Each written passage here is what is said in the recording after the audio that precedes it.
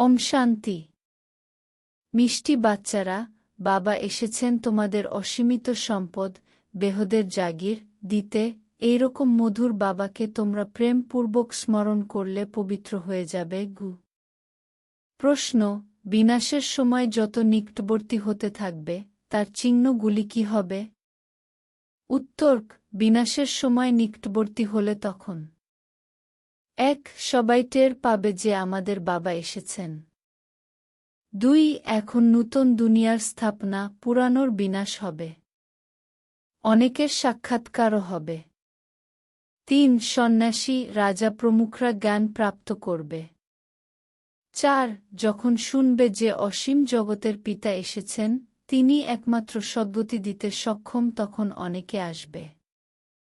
5. সংবাদপত্রের দ্বারা অনেকের সংবাদ প্রাপ্ত হবে।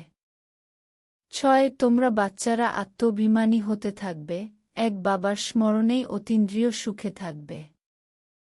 গীত: এই পাপের দুনিয়া থেকে এসে অন্য কোথাও নিয়ে চলো। ওম শান্তি। এটা কে বলে আর কাকে বলে?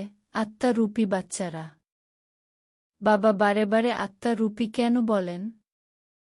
কারণ এখন আত্মাদের যেতে হবে।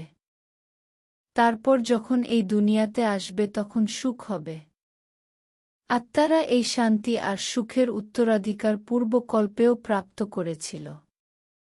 এখন আবার এই উত্তরাধিকার রিপিট হচ্ছে। রিপিট হলে তবে সৃষ্টি চক্রও আবার রিপিট হবে। রিপিট তো সব হয় না, তাই না? যা কিছু পাস্ট হয়ে গেছে সেটাই রিপিট হবে। এমনিতে তো এই নাটকও তো রিপিট হয়, কিন্তু তাকে চেঞ্জও করতে পারা যায়। কেউ শব্দ ভুলে গেলে তখন মন থেকে তৈরি করে বলে দেয়। তাকে তখন বায়োস্কোপ বলা যায়। কিন্তু এতে সৃষ্টি নাটকে চেঞ্জ করা যায় না। এটা হলো অনাদি হয়ে থাকা বা পূর্বরচিত। ওই নাটককে পূর্বরচিত বলা হবে না। এই ড্রামাকে বুঝতে পারলে তখন তাদের পক্ষেও বোঝা সহজে হয়ে যাবে। বাচ্চারা বুঝতে পারে যে নাটক ইত্যাদি এখন দেখছে সেই সব হলো মিথ্যা।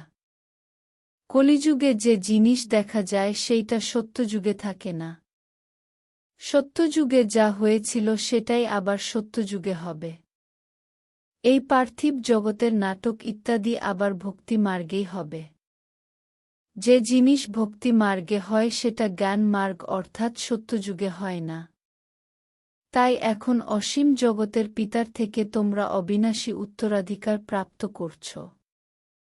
বাবা বুঝিয়েছেন, এক লৌকিক পিতার থেকে আর দ্বিতীয় পারলৌকিক পিতার থেকে উত্তরাধিকার প্রাপ্ত হয়, এছাড়া যে অলৌকিক পিতা আছেন তার থেকে উত্তরাধিকার প্রাপ্ত হয় না। ইনি নিজেই ওনার থেকে অর্থাৎ পারলৌকিক পিতার থেকে উত্তরাধিকার প্রাপ্ত করেন। এই যে নূতন দুনিয়ার প্রপার্টি, সেটা অসীম জগতের পিতাই প্রদান করেন, শুধুমাত্র এনার, ব্রহ্মা দ্বারা। এনার দ্বারা অ্যাক্ট করান, তাই ওনাকে বাবা বলা হয়। ভক্তি মার্গেও লৌকিক আর পারলৌকিক দুই স্মরণে আসে। ইনি অলৌকিক স্মরণে আসেন না। কারণ এনার থেকে কোনো উত্তরাধিকার প্রাপ্ত হয় না। বাবা শব্দটি তো ঠিকই আছে, কিন্তু এই ব্রহ্মাও তো হলেন রচনা। রচনার রচয়িতার থেকে উত্তরাধিকার প্রাপ্ত হয়। তোমাদেরও শিব বাবা ক্রিয়েট করেছেন। ব্রহ্মাকেও উনি ক্রিয়েট করেছেন। উত্তরাধিকার প্রাপ্ত হয় ক্রিয়েটারের থেকে, তিনি হলেন অসীম জগতের পিতা। ব্রহ্মার কাছে কি অসীম জগতের উত্তরাধিকার আছে নাকি? বাবা এনার দ্বারা বসে বোঝাচ্ছেন, এনারও উত্তরাধিকার প্রাপ্ত হয়। এমন নয় যে তিনি উত্তরাধিকার নিয়ে তোমাদের দেন। বাবা বলেন, তোমরা এনাকেও স্মরণ করো না। এই অসীম জগতের পিতার থেকে তোমাদের প্রপার্টি প্রাপ্ত হয়। লৌকিক পিতার থেকে পার্থিব জগতের, পারলৌকিক বাবার থেকে অসীম জগতের উত্তরাধিকার, দুটোই রিজার্ভ হয়ে গেছে। শিব বাবার থেকে উত্তরাধিকার প্রাপ্ত হয়, তোমাদের বুদ্ধিতে এটা আসে। তাহলে ব্রহ্মা বাবার উত্তরাধিকার বলবে কেন? বুদ্ধিতে জাগির অর্থাৎ সম্পত্তির কথাই আসে, তাই না? এই অসীম জগতের বাদশাহী তোমাদের ওনার থেকে প্রাপ্ত হয়। তিনি হলেন বর বাবা। ইনি ব্রহ্মা তো বলেন আমাকে স্মরণ করো না, আমার তো কোনো প্রপার্টি নেই যা তোমাদের প্রাপ্ত হবে। যার থেকে প্রপার্টি প্রাপ্ত হবে তাকে স্মরণ করো। তিনিই বলেন শুধুমাত্র আমাকে স্মরণ করো। লৌকিক পিতার প্রপার্টি নিয়ে কত ঝগড়া চলে। এখানে তো ঝগড়ার ব্যাপার নেই। বাবাকে স্মরণ না করলে তবে অটোমেটিক্যালি অসীম জগতের উত্তরাধিকার প্রাপ্তি হবে না। বাবা বলেন নিজেকে আত্মা মনে করো। এই রথকেও বলেন তুমি নিজেকে আত্মা মনে করে আমাকে স্মরণ করলে তবে বিশ্বের বাদশাহী প্রাপ্ত হবে। একে বলা হয় স্মরণের যাত্রা। দেহের সব সম্বন্ধ ত্যাগ করে নিজেকে অশরীরী আত্মা মনে করতে হবে। এতেই পরিশ্রম আছে। পড়াশোনার জন্য তো পরিশ্রম চাই, তাই না?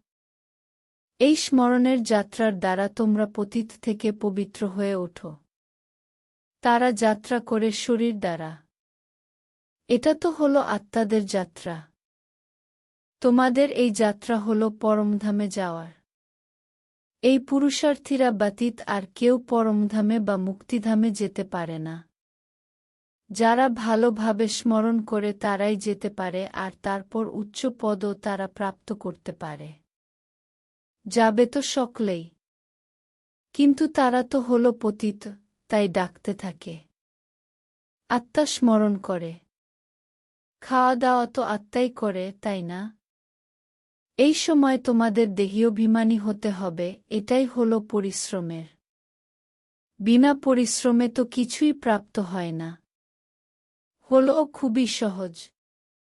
কিন্তু মায়ার বিরোধিতা হতে থাকে। কারোর ভাগ্য ভালো হলে তাড়াতাড়ি করে এর সাথে স্মরণের যাত্রাতে জুড়ে যায়। কেউ দেরিতেও আসে। যদি বুদ্ধিতে সঠিক নিয়মে বসে যায় তো বলবে ব্যাস, আমি এই আত্মিক যাত্রাতে লেগে পড়ি। এরকম তীব্র গতিতে লেগে পড়লে ভালো রকম প্রতিযোগিতা হতে থাকে। বাড়িতে থেকেও বুদ্ধিতে এসে যাবে, এটা তো খুবই ভালো রাইট কথা। আমরা নিজেদের আত্মা মনে করে পতিতপাবন বাবাকে স্মরণ করি। বাবার আদেশ অনুযায়ী চললে তবে পবিত্র হতে পারব। হব তো অবশ্যই। পুরুষার্থের ব্যাপার। এটা হলো খুবই সহজ। ভক্তি মার্গে তো খুবই ডিফিকাল্টি হয়। এখানে তোমাদের বুদ্ধিতে আছে এখন আমাদের ফিরে যেতে হবে বাবার কাছে। আবার এখানে এসে বিষ্ণুর মালাতে জপের দ্বারা আবর্তিত হতে হবে। মালার হিসাব করো।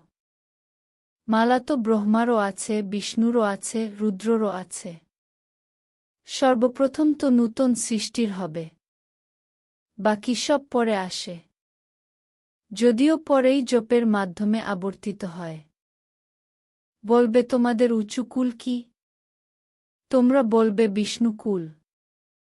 আমরা আসলে বিষ্ণু কুলের ছিলাম, তারপর ক্ষত্রিয় কুলের হয়েছি। আবার তার থেকে জ্ঞাতিবর্গ বের হয়। এই নলেজ থেকে তোমরা বুঝতে পারো জ্ঞাতিবর্গ তৈরি হয় কি করে। সর্বপ্রথম রুদ্র মালা তৈরি হয়। সর্বোচ্চ জ্ঞাতি বর্গ। বাবা বুঝিয়েছেন, এটা হলো তোমাদের খুবই উঁচু কুল। এটাও বুঝতে পারা যায় যে অবশ্যই সমগ্র দুনিয়ারই ঈশ্বরীয় সংবাদ প্রাপ্ত হবে। যেমন কেউ কেউ বলে যে ভগবান অবশ্যই কোথাও এসেছেন কিন্তু জানতে পারা যাচ্ছে না। পরিশেষে জানতে তো পারবে সকলেই। সংবাদপত্রে পড়বে, এখন তো অল্প দেয়া। এমন নয় যে একটা সংবাদপত্রই সবাই পড়ে। লাইব্রেরিতেও পড়তে পারে। কেউ ২-৪টে সংবাদপত্র পড়তে পারে। কেউ একদমই পড়ে না। এটা সকলেই জানতে পারে যে বাবা এসে গেছেন, বিনাশের সময় নিকটবর্তী হলে তখন বুঝতে পারবে। নতুন দুনিয়া স্থাপন, পুরানো দুনিয়ার বিনাশ হয়। অনেকের সাক্ষাৎকারও হবে। সন্ন্যাসীদের, রাজাদের জ্ঞান প্রদান করতে হবে তোমাদের। অনেকের ঈশ্বরীয় সংবাদ প্রাপ্ত হবে। যখন শুনবে অসীম জগতের পিতা এসেছেন, তিনি একমাত্র সদ্গতিদাতা, তখন অনেকেই আসবে। এখনও সংবাদপত্রে তেমন আনুষ্ঠানিকভাবে কিছু প্রকাশিত হচ্ছে না। তার মধ্যেও কেউ কেউ বেরিয়ে এসে জিজ্ঞাসাবাদ করবে। বাচ্চারা বুঝতে পারে আমরাই শ্রীমত অনুযায়ী সত্যযুগের স্থাপনা করছি। এটা হলো তোমাদের নূতন মিশন প্রচার সমিতি। তোমরা হলে ঈশ্বরীয় মিশনের ঈশ্বরীয় সদস্য। যেমন খ্রিস্টান মিশনের খ্রিস্টান সদস্য হয়ে যায়। তোমরা হলে ঈশ্বরীয় সদস্য, সেই জন্য গায়েন আছে অতীন্দ্রিয় সুখ কি তা গোপগোপিনীদেরকে জিজ্ঞাসা করো, যারা আত্মাভিমানী হয়েছে। এক বাবাকে স্মরণ করতে হবে, দ্বিতীয় কাউকে নয়। এই রাজযোগ একমাত্র বাবা শেখান, তিনিই হলেন গীতার ভগবান। সবাইকে এই বাবারই নিমন্ত্রণ বা ঈশ্বরীয় সংবাদ দিতে হবে, এছাড়া সব ব্যাপার হল গানের শৃঙ্গার। এই সব চিত্র হল গানের শৃঙ্গার, ভক্তির নয়। এটা বাবা বসে তৈরি করেছেন মানুষকে বোঝানোর জন্য। এই চিত্র ইত্যাদি তো প্রায় বিলুপ্ত হয়ে যাবে। বাকি এই জ্ঞান আত্মাতে থেকে যায়। বাবারও এই জ্ঞান আছে, ড্রামাতে স্থির হয়ে আছে। তোমরা এখন ভক্তি মার্গ পাশ করে জ্ঞান মার্গে এসেছ। তোমরা জানো যে আমাদের আত্মাতে এই পার্ট আছে যেটা চলছে। স্থির হয়েই ছিল, যা আবার আমরা রাজযোগ শিখছি বাবার কাছ থেকে। বাবাকে এসেই এই নলেজ দেওয়ার ছিল। আত্মাতে নির্ধারিত হয়ে আছে। তোমরা এখন ভক্তি মার্গে পাশ করে জ্ঞান মার্গে এসেছ। তোমরা জানো আমাদের আত্মাতে এই পার্ট নথিভুক্ত আছে, যা চলছে। নথিভুক্ত ছিল, তাই তো আবার আমরা রাজযোগ শিখছি বাবার কাছে। বাবারই এসে এই নলেজ দেওয়ার ছিল। আত্মাতে নথিভুক্ত হয়ে আছে। সেখানে গেলে আবার নূতন দুনিয়ার পার্ট রিপিট হবে। শুরু থেকে নিয়ে আত্মার সমস্ত রেকর্ডকে তোমরা বুঝতে পেরে গেছ। আবার এই সব বন্ধ হয়ে যাবে। ভক্তি মার্গের পার্টও বন্ধ হয়ে যাবে। তারপর তোমাদের যে অ্যাক্ট সত্যযুগে চলেছিল সেটাই চলবে। কি হবে সেটা বাবা বলেন না। যা কিছু হয়েছিল সেটাই হবে। বোঝা যায় যে সত্যযুগ হল নূতন দুনিয়া। সেখানে অবশ্যই সব কিছু নূতন, শতপ্রধান আর সস্তা হবে। পূর্বকল্পে যা হয়েছিল সেটাই হবে। দেখলে মনেও হয় যে এই লক্ষ্মী নারায়ণের কত সুখ। হীরে জহরত ধন খুবই থাকে। ধন থাকলে সুখও থাকে। এখানে তোমরা তুলনা করতে পারো, ওখানে পারো না। এখানকার কথা ওখানে সব ভুলে যাবে।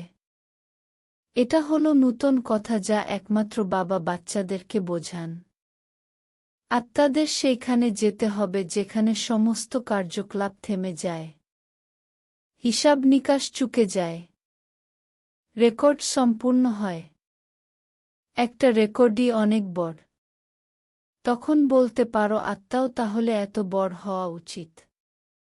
কিন্তু না, এত ছোট আত্মাতে আজ 4 জন্মের পার্ট আছে। আত্মাও হল অবিনাশী। এটাকে শুধু বিস্ময়করই বলা যাবে। এর থেকে আশ্চর্য রকম আর কিছু হতে পারে না। বাবার ক্ষেত্রে তো বলে সত্যযুগত্রেতার সময় বিশ্রামে থাকেন তিনি। আমাদের তো অলরাউন্ডার পার্ট হয়। সব থেকে বেশি হলো আমাদের পার্ট। বাবা তেমন উত্তরাধিকারও বেশি দেন। বলেন আজ 4 জন্ম তোমরাই নাও। আমাদের তো পার্ট এমনই যে আর কেউ সেটা করতে পারবে না। ওয়ান্ডারফুল ব্যাপার, তাই না? এটাও বিস্ময়ের যে আত্মাদের বাবা বসে বোঝান। আত্মা মেল ফিমেল হয় না। যখন শরীর ধারণ করে তখন মেল ফিমেল বলা হয়। আত্মারা সকলে বাচ্চা হলে তো ভাই ভাই হয়ে যায়। ভাই ভাই হল অবশ্যই উত্তরাধিকার প্রাপ্ত করার জন্য। আত্মা তো হল বাবার বাচ্চা, তাই না? বাবার থেকে উত্তরাধিকার গ্রহণ করে, সেই জন্য মেলি বলা হবে। সব আত্মাদের অধিকার আছে বাবার থেকে উত্তরাধিকার গ্রহণ করার। তার জন্য বাবাকে স্মরণ করতে হবে। নিজেকে আত্মা মনে করতে হবে। আমরা সবাই হলাম ব্রাদার্স। আত্মা হলই আত্মা। সেটা কখনো পরিবর্তিত হয় না। এছাড়া শরীর কখনো মেলের কখনো ফিমেলের ধারণ করা হয়। এটা বেশ গোলমেলে ব্যাপার, বুঝতে পারার পক্ষে বাবা ছাড়া আর কেউ শোনাতে পারে না। বাবার থেকে অথবা তোমাদের অর্থাৎ বাচ্চাদের থেকেই শুনতে পারা যায়। বাচ্চারা, বাবা তো তোমাদের সাথে কথা বলেন। আগে তো সকলের সাথে মিলতেন, সকলের সাথে কথা বলতেন। এখন এই রকম করতে করতে আর কারোর সাথে কথাই বলবেন না। সোজ ফাদার, তাই না? বাচ্চাদেরকেই পড়াতে হবে। বাচ্চারা, তোমরাই অনেককে সার্ভিস করে নিয়ে আসতে পারো। বাবা বুঝতে পারেন এই বাচ্চা অনেককে নিজ সম বানিয়ে নিয়ে আসছে। এরা বড় রাজা হবে, এরা ছোট রাজা হবে। তোমরা হলে আত্মারূপী সেনা, যারা সবাইকে রাবণের শৃঙ্খল থেকে মুক্ত করে নিজের মিশনে সমিতিতে নিয়ে আসো। যে যত সার্ভিস করে ততই ফল প্রাপ্ত হয়। যারা বেশি ভক্তি করেছে তারাই বেশি সুবুদ্ধিসম্পন্ন হয়ে যায় আর উত্তরাধিকার প্রাপ্ত করে নেয়। এটা হলো পড়াশোনা। ভালো করে পড়াশোনা না করলে ফেল করে যাবে। পাঠ খুবই সহজ। বুঝতে পারা আর বোঝাতে পারাও হলো সহজ। ডিফিকাল্টির কিছু নেই, কিন্তু রাজধানী স্থাপন হতে হবে, তাতে তো সব চাই। পুরুষার্থ করতে হবে। তার দ্বারাই আমরা উচ্চ পদ প্রাপ্ত করব। মৃত্যুলোক থেকে ট্রান্সফার হয়ে অমরলোকে যেতে হবে। যত পড়াশোনা করবে অমরপুরীতে ততই উচ্চ পদ প্রাপ্ত করবে। বাবাকে ভালোবাসতেও হয়, কারণ উনি হলেন অত্যন্ত ভালোবাসার জিনিস। প্রেমের সাগরও তিনি। তোমাদের সকলের ভালোবাসা একরকম, একর্স নয়। কেউ স্মরণ করে, কেউ করে না। কারোর বোঝানোর নেশাও থাকে। এটা বড় টেম্পটেশন, অন্যকে বোঝানোর জন্য মন ছটফট করতে থাকে। কেউ এলে তাকে বলতে হবে, এটা হলো ইউনিভার্সিটি। এটা হলো স্পিরিচুয়াল পড়াশোনা। এইরকম চিত্র আর কোনো স্কুলে দেখা যায় না। দিনে দিনে আরও চিত্র বেরোতে থাকবে।